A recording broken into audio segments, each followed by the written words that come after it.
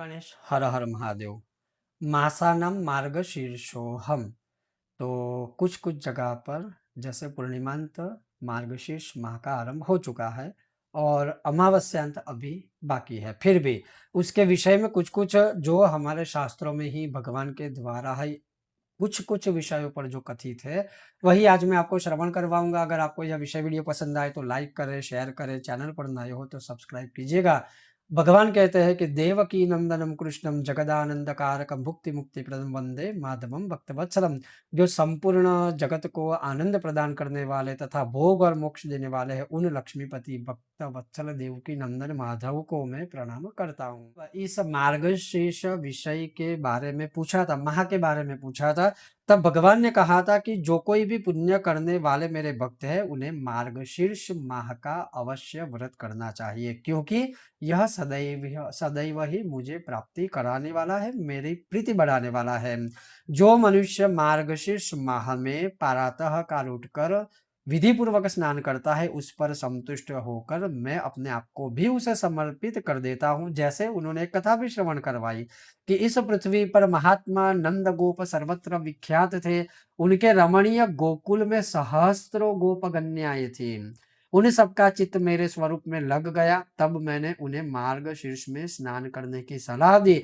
उन्होंने उस समय प्रतिदिन प्रातः काल विधि पूर्वक स्नान और पूजन किया, हविष्यान्न भोजन किया और अपने इष्ट देव को नमस्कार किया। इस प्रकार विधि पूर्वक मार्गशीर्ष का व्रत करने से, पालन करने से उन पर मैं बहुत ही प्रसन्न हुआ और वरदान के रूप में मैंने अपने आप को ही उन्हें समर्पित कर दिया। अतः सब लोगों को मार्गशीर्ष व्रत की विधि का पालन करना चाहिए। ये भगवान ने स्वयं महात्म्य बताया है। फिर कहा है कि मार्गशीर्ष माह में रात्रि के अंत में अर्थात प्रातः काल का जो एक ब्रह्म मुहूर्त का काल है वो हुआ।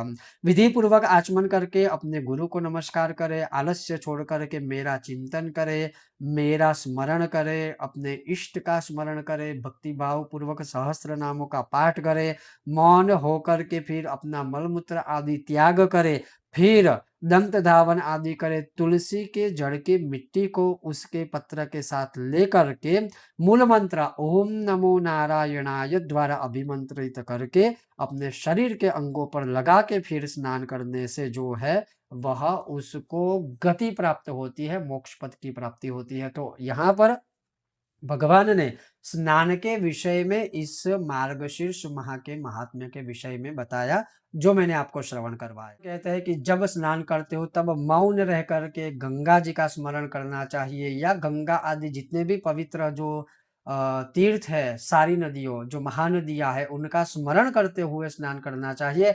ऐसा करने से आपको जहां पर आप स्नान कर रहे हो वहां बैठे बैठे आपको महान स्नान या पुण्य फल की प्राप्ति होती है। तो स्नान के विषय में ये कहा।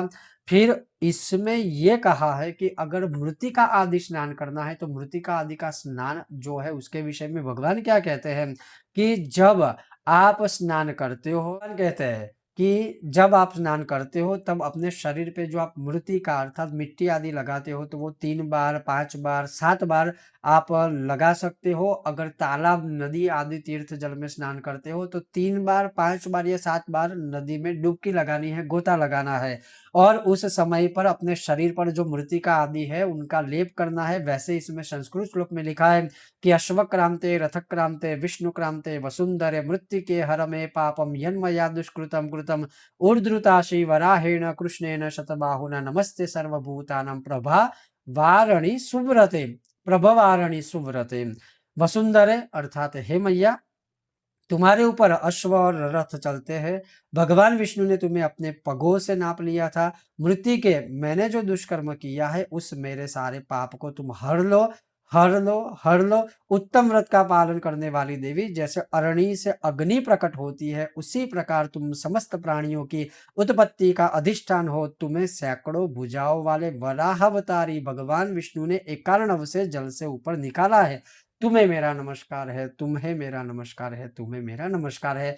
इस प्रकार से मार्गशीर्ष माह में जो कोई भी मनुष्य स्नान करता है, उसमें भी मृत्तिका से स्नान करता है, तो उससे उत्तम और कोई स्नान नहीं है। जो मार्गशीर्ष माह के प्रथम भाग में भगवान ने बताया था, वही मैंने आपको श्रवण करवाया। अभी भी मार्गशीर्ष माह के विषय में और महत्व बहुत ही ज़्यादा अभी भी मार्गशीर्ष माह के विषय में बहुत सारी और अन्य बहुत महत्वपूर्ण जानकारियाँ हैं। कौन-सा मंत्र है, कौन-सा स्तोत्र हमें करना चाहिए, भगवान ने क्या कहा है तुलसी जी की माला के विषय आदि-आदि में, वो भी मैं आपको श्रवण करवाऊँगा। उसको देखने के लिए, सुनने के लिए आप बने रहिए मेरे साथ कर्मकांड बाय आनंद पाठक में। बहुत जल्द मिलते हैं नए विषय वीडियो के साथ, तब तक आप देखते रहिए कर्मकांड बाय आनंद पाठक मेरे साथ। ओम गणेश हर हर महादेव।